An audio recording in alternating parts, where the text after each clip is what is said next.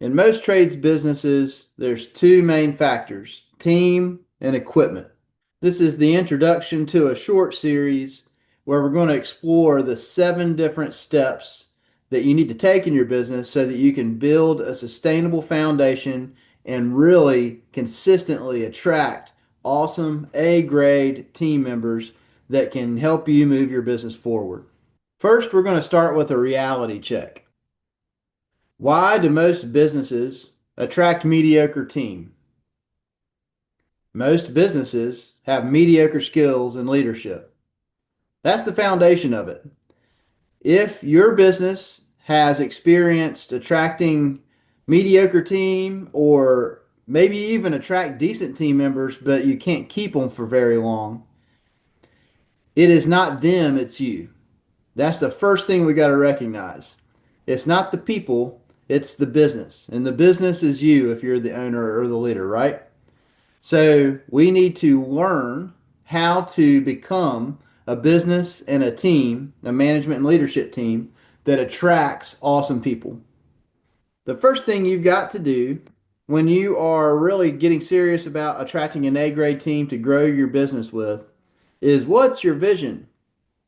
If you don't have a vision for the business to grow and to create opportunities, even if you hire and attract A grade team members, they're going to turn over because it's not going to be long before they figure out, hey, these guys are going nowhere, which means that if I stay here, I'm also going nowhere. So, what's the vision for your business? The vision for your business and its growth has got to be big enough so that the team that you hire can see themselves accomplishing more in their lives inside your business. Now it's about implementing core values and using them to make decisions in the business.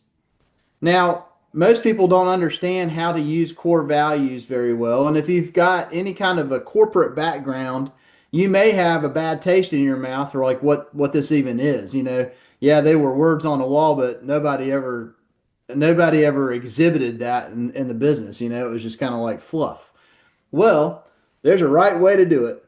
And when we implement that effectively, we can use it to measure attitude and we can use it to hire and fire and make decisions for the business. Number 3, recruiting is marketing. And you've got to think, how much time have you put into the idea of marketing and taking care of your customers?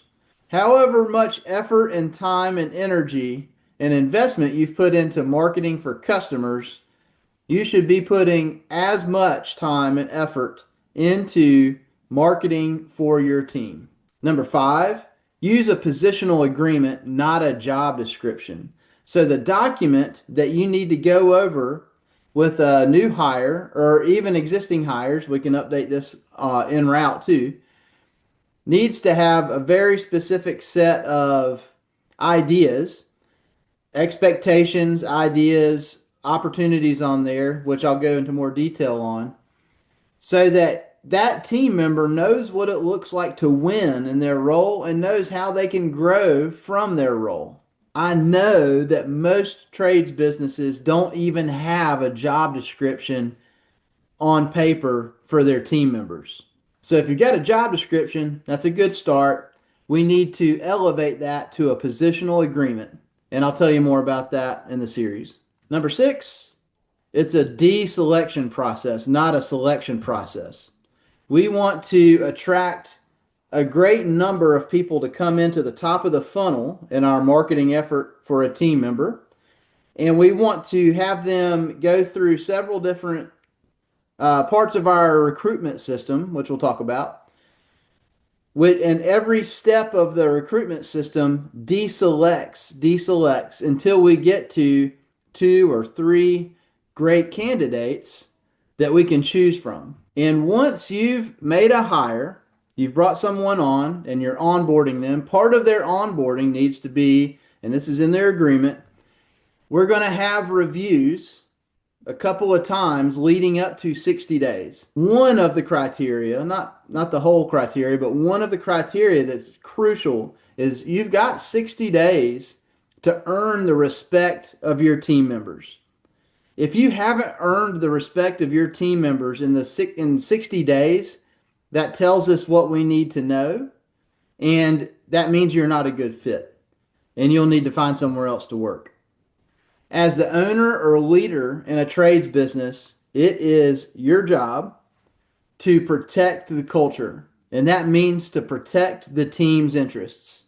So if the team sees you allowing team members to get away with stuff, what does that tell the rest of the team? Hey, they're not here paying attention and taking care of us because the rest of us are having to make up for their slack, right?